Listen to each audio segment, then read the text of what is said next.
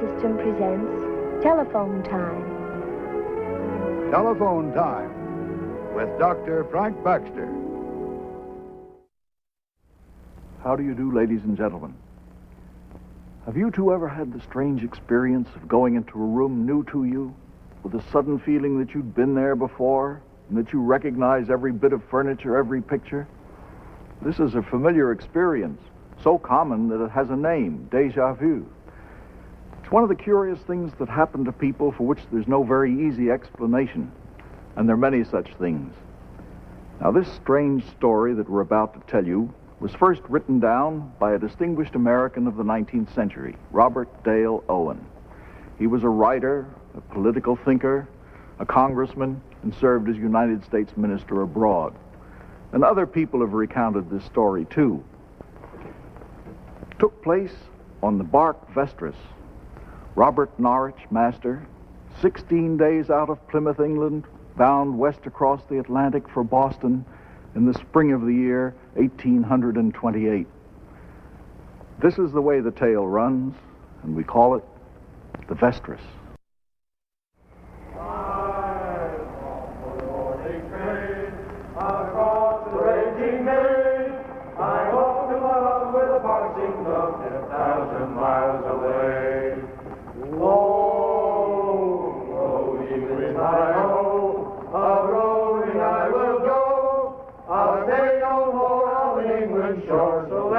Music play.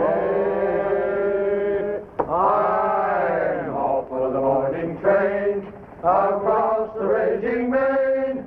I'm off to my love with a boxing glove 10,000 miles away.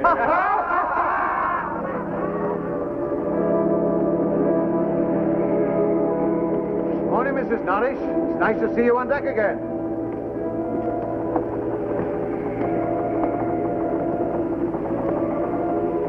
Are you feeling better, my dear? I was just saying to the captain how lucky the weather has been for your first voyage. It is not often we get it as good as this, ma'am. We're going to plot our position, Mary. Come and see how much closer you are to those cousins of yours in Boston.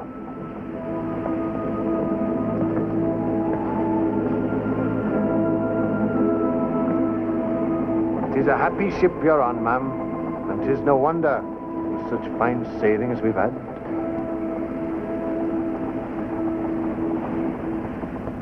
That's where we are, and very good, too. Come over here, Mary. Come on, lass. That's our position. Don't you think we've come a long way in 16 days?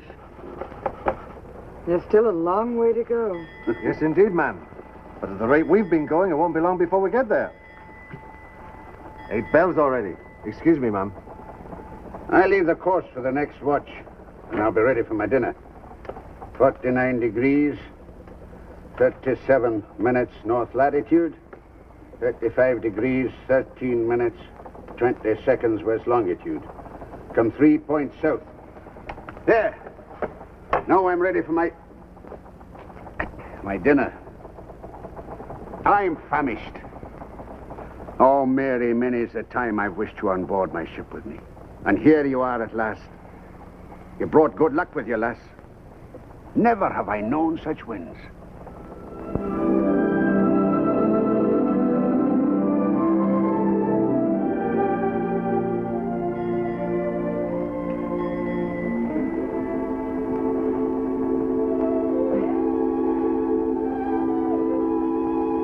What is it, Mary? 'Tis nothing. It's foolish to say it's nothing. Is it some pain you have? I tell you, 'tis nothing. You didn't eat your dinner again tonight. For days you haven't eaten enough to keep a bird alive. It's not like you to be like this, Mary. Like what? For days I haven't seen you smile. You seem lost in some melancholy world of your own. Are you sure you're not sickening for something? Would I not say so if I were? And if it's not a pain in your body, it must be a pain in your mind.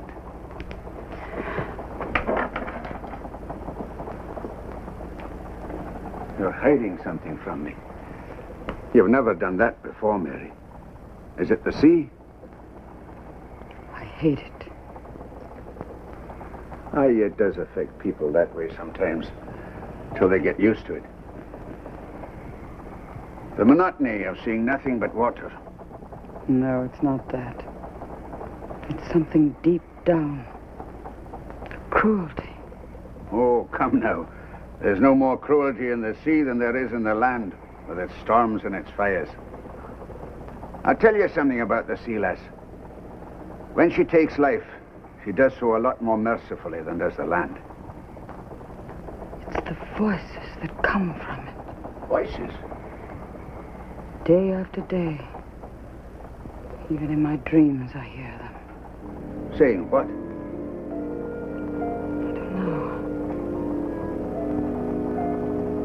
I don't know. They seem to threaten me with something. Ah, you're being fanciful. That's what I tried to tell myself. They'd grow louder every hour, as if the threat were coming nearer. It's cold in here. Where's my shawl? The sea's getting on your nerves. It did on mine. It'll pass. I must have left it in the chart room this morning. You talk about getting your sea legs. Getting your sea mind's much more difficult sometimes.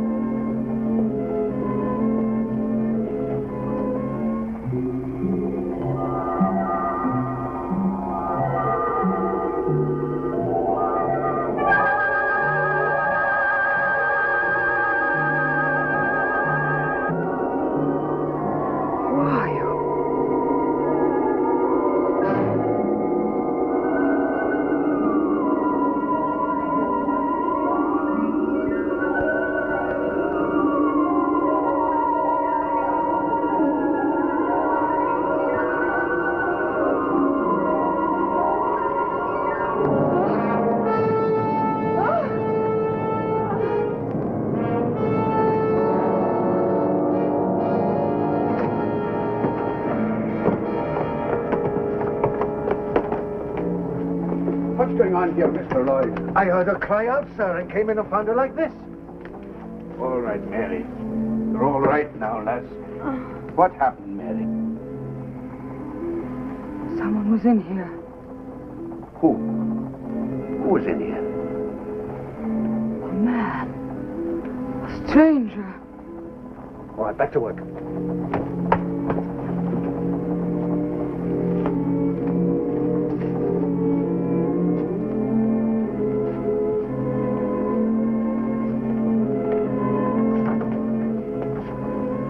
It must have been your fancy, ma'am. There's nobody there. All right, Mary. You're all right now. Come on. Come with me. Get out of here.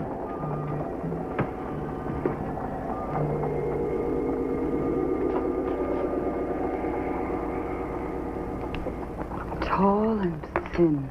But there was no one there. He wore a jacket with a hood over his head. And when he turned and looked at me, his face was like that of death. His eyes were full of suffering. He tried to say something to me. 'Twas but your fancy, lass. Come now. Take a sip more of this. I saw him as plainly as I see you. Why would I lie to you? Who's there? Mr. Lloyd, sir. Oh, come in, Mr. Lloyd. Help me persuade my wife that there was no one in the chart room. Why do you keep saying there was no one there when I say I saw him? He was writing on that slate. Is there nothing on it? Well, is there writing on it?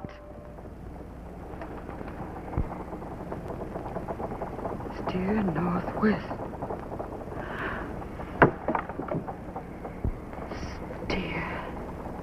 North. West. This is not your handwriting, Robert. No. Is it yours, Mr. Lloyd? No, ma'am, it is not. Or one of the men's? One of the men who write like that, why, most of them can't write at all, ma'am. Are you so sure now that it was just my fancy? If there was someone in there, he must have slipped out before you got to Mrs. Norwich. A stowaway, sir? I'll soon find out. Aye. Come now, my dear. You take a rest. We'll get to the bottom of this. Come on.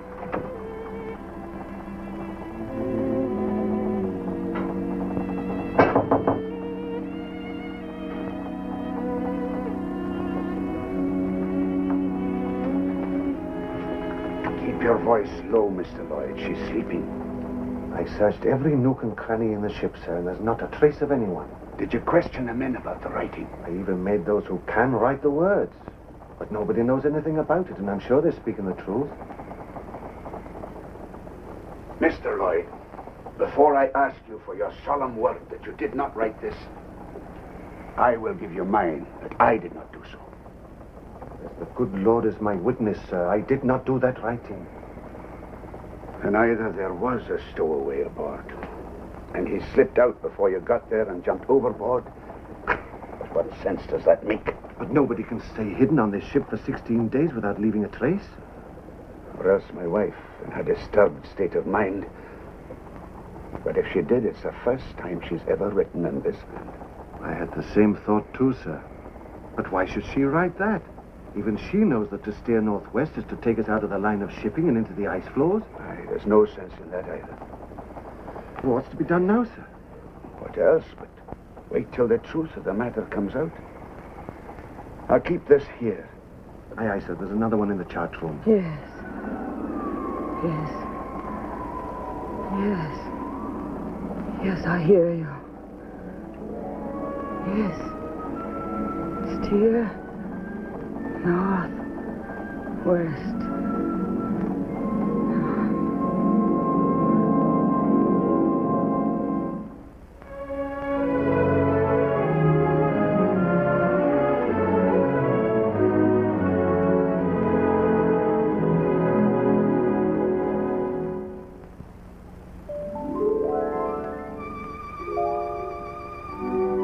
This is your wife. You're lucky, pal. You married more than just a pretty gal. Why, day in, day out, she's the family cook, the maid, chauffeur, hostess, nurse. All of them her. And when she's dressed up for an evening out, doesn't she look worth shouting about? How does she do it day after day?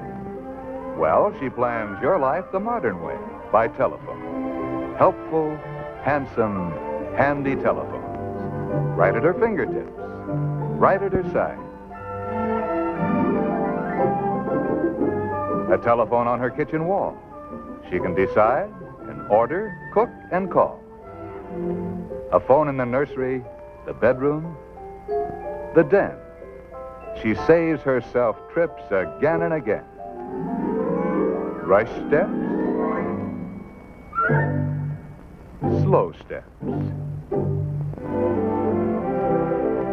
Handy phones mean no steps.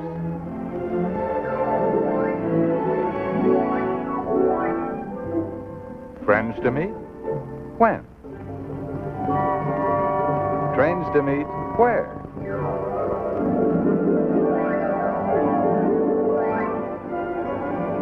Using her phones give her time to spare. New phones, wall phones, bright phones, all phones help ease her way through the busiest day. No wonder she's so wonderful. She uses her telephones to help plan your life.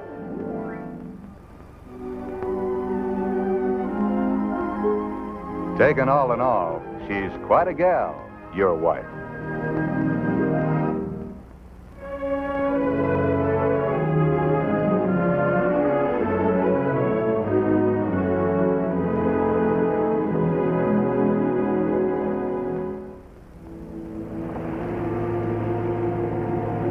We've had 16 days fair weather, sir, so I suppose we can't complain.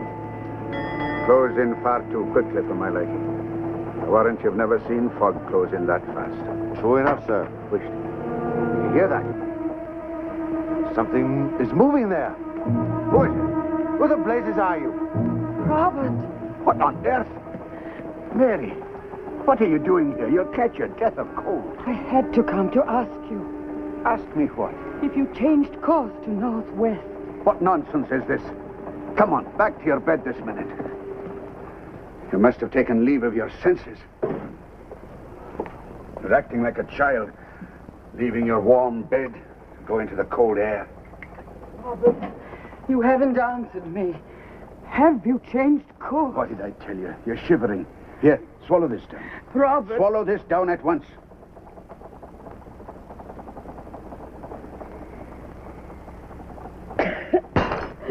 Oh, darling, I'm sorry. I didn't mean to speak harshly. Here, come and sit down. I didn't know you were in pain. No, it's not the pain, Robert. I saw him again. That man. Where? In here? In my dreams. He kept saying over and over, steer northwest. It was only a dream. Look on his face, like a soul in torment. And his voice. Oh, Robert, you must do as he says. You must, Robert, you must. Your hands are burning. There's a fever in your eyes. Robert, there's more to this than just a dream. I tell you, it's nothing but the fever in you. And I tell you that if I have a fever, it is because of this, not because I'm sick. Is there nothing I can say to make you believe me? What can I do to make you see sense? I'm warning you, Mary. There's no doctor aboard here to help if you should fall really ill. And that's what you'll do if you don't throw off this wild fancy and look after yourself. And I'm warning you, Robert. If you do not obey the writing on that slate, you'll bring sorrow to all of us. Do you know what would happen if I did that? I'd be taking this ship and every soul aboard her into the mortal danger of the ice floes that come south at this time of year. Do you expect me to do that just because my wife sees things that aren't there and has dreams? Robert, I saw that man. I have heard a voice, and you have seen the writing. There's something at work here. Some power beyond my understanding. I don't know what it is. But I do know more surely than I've ever known anything in my life before. That if we do not obey, we will pay for it in bitter sorrow. Mary, put yourself in my place. I can't do it. It would be unreasonable. You don't understand, Robert. You don't understand. I can do no more. It's in your hands now.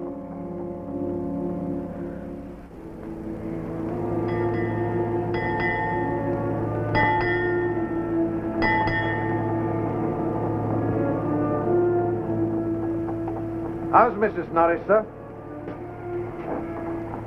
It could be the intestinal fever she's sickening for. The pain in her side, I've seen it before. She's half crazed with that writing. I don't know what to do with her. Aye, it's been on my mind too, sir. And it's strange, this fog coming down out of a clear sky like this, like a sign. You mean to say you think there's something in this? Well, now, sir, they do say that us Welsh do feel things. Superstition, they call it. But the trouble is, the people who talk like that, they don't explain. Like where that writing came from, for instance. This fog, too. Have you noticed now how the wind has veered around to the southeast, sir? Mr. Lloyd, are you trying to advise me to change my course to the northwest? Oh, no, sir, that's for you to decide. But I was thinking that if we ran northwest before this wind, well, just for a bit, of course, we might clear this fog. Might help her to calm down and see sense. There's nothing else. Very well, Mr. Lloyd. Get your sails trimmed. Aye, aye, sir.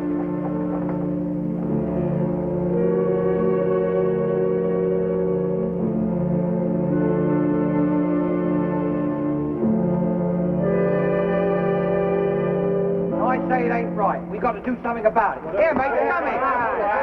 We're headed too far north, and that's not bad enough. Having a woman aboard's bad luck. We ought to go talk to the captain about it and do something about it right now.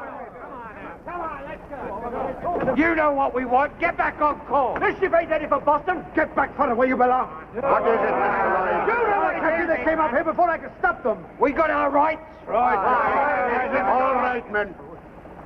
As soon as I get my wife over this attack, I'll turn the ship around.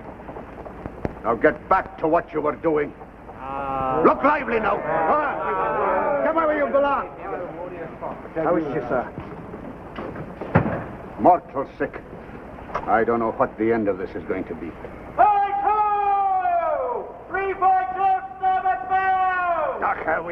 Now there'll be no handling the men. I told you having a woman aboard would bring us nothing but bad luck.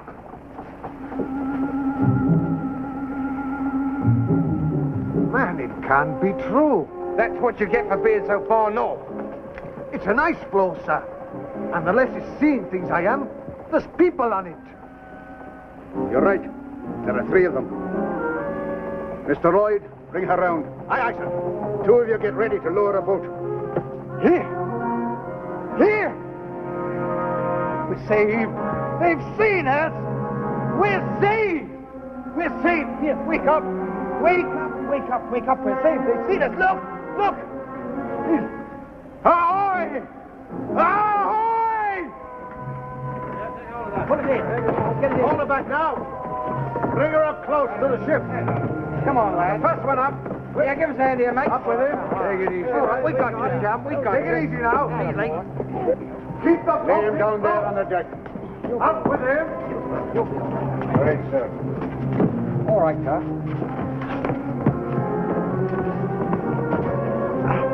Two of them are all right, sir. All right, lad. Take these men below.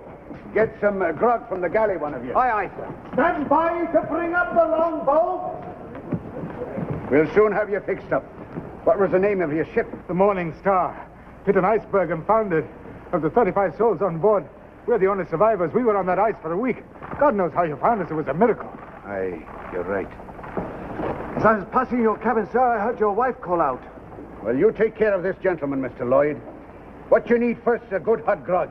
We'll fix you up some dry clothes after, eh? Thank you, sir. Thank you for everything. You're very welcome, sir. Your friend's going to be all right. They tell me he's coming round.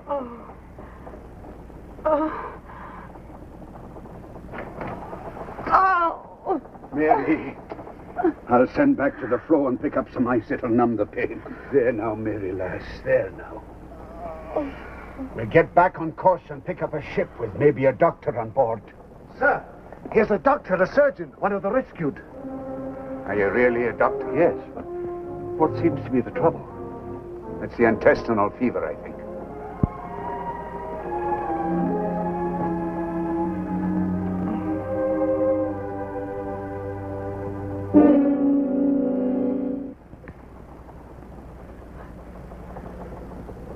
I knew you would come. We'll have you all right in no time. You hear that, Mary? Robert. Robert, this is the stranger. That day in the chart room. Don't you remember?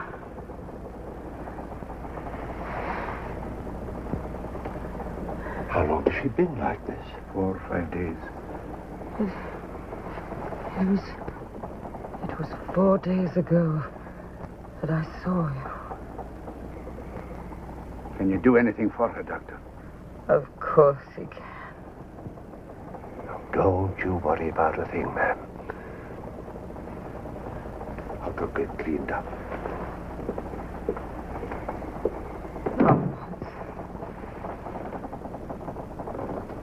Now will you believe? Will she be all right? Perfectly. She's young and strong. She'll be up and about in a week. Now I'll go see my other patient. Doctor, before you go, would you please write something on this slate? The words are steer northwest. Steer northwest? I don't understand. What? If you please.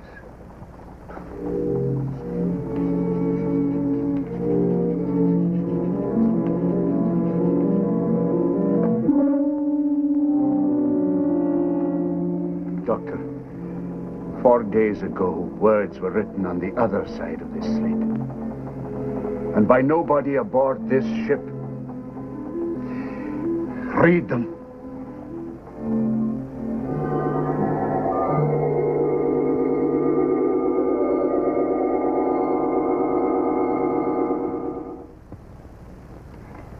Well, that's what we're told happened on the sailing ship Vestris in the year 1828. Was all this the result of hallucination, of second sight? Was it mere coincidence? Well, after this announcement, I'll give you the only comment we have to make. Gate 27, all aboard, please. I'll call you, dear, as soon as I get there. Well, Dad's off on another business trip. Hello? Hello, darling. Have a good trip? The children are fast asleep. No, here they are. They want to say good night. No matter where you go, it means so much to keep in touch by telephone. There are many phenomena and events that baffle our imagination and understanding, strange occurrences for which there seems to be no easy, rational explanation. Certainly, I don't intend to offer one for this.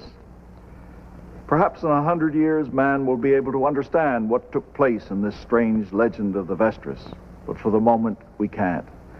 We brought you this story because it seemed like a good yarn and one quite worth the telling.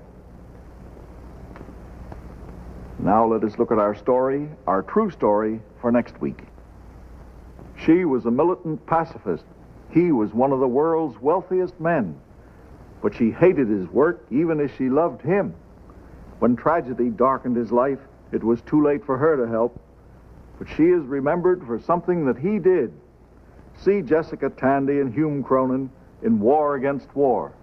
And until it's time for that story, ladies and gentlemen, goodbye.